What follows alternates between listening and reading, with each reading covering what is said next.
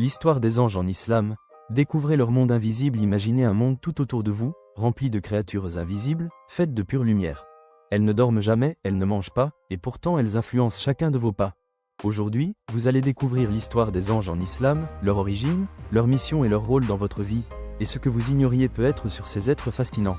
Restez jusqu'à la fin, ce que vous allez apprendre pourrait complètement changer la façon dont vous voyez le monde invisible. La création de lumière. Avant même que le premier homme foule la terre, Allah a créé des êtres d'une nature unique, les anges, faits de lumière pure. Comme le rapporte le prophète Muhammad, paix soit sur lui, les anges ont été créés de lumière. Contrairement à nous, humains, les anges n'ont ni désir, ni faim, ni sommeil. Leur seule raison d'être, obéir à Allah. Le Coran dit, ils ne désobéissent jamais à Allah et font strictement ce qui leur est ordonné. Leurs ailes, parfois innombrables, reflètent leur puissance. Djibril, l'archange de la révélation, avait une forme si immense que ses ailes couvraient l'horizon.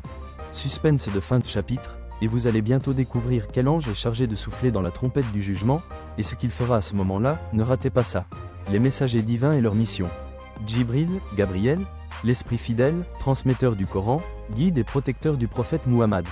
Mikaïl, Michel, gardien de la subsistance terrestre, responsable de la pluie, des récoltes et de la vie matérielle. Israfil, le colossal ange avec la trompe, qui marquera la fin du monde et la résurrection. Malak al-Maout, Azraïl, l'ange de la mort, qui prend les âmes avec douceur ou rigueur selon la personne. Mais ces anges ne sont pas seulement des figures cosmiques.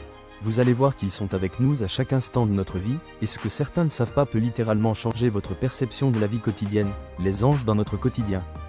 Les anges gardiens, Muakibat, ils nous protègent du danger, jour et nuit. Les Kiraman Katibin, ils notent nos bonnes et mauvaises actions, chaque parole, chaque intention, sans rien oublier. Anges des assemblées, Dhikr, ils entourent ceux qui invoquent Allah, amplifiant la bénédiction de chaque prière.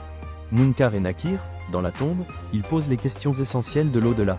La manière dont vous avez vécu votre vie influencera votre première rencontre avec eux.